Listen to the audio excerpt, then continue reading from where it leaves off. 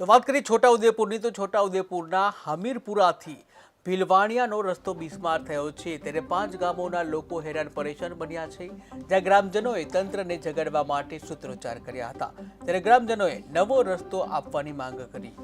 આ રસ્તો નસવાડીથી અમારી નસવાડી લાગે છે અને અહીંથી લાગે જેતપુર. જેતપુર વાળા જોને કહે છે નસવાડીવાળો રૂટ બનાવે, નસવાડીવાળા જોને જેતપુરવાળો રૂટ બનાવે. એટલે આ રસ્તોમાં લગભગ 100 મીટર જેવો રસ્તો રહી જ ગયો છે. ચોમાસામાં અમારે બહુ તકલીફ પડશે. અને બીજો ડામર રસ્તો છે ડામર છે પણ તે ભંગાર છે હાલમાં.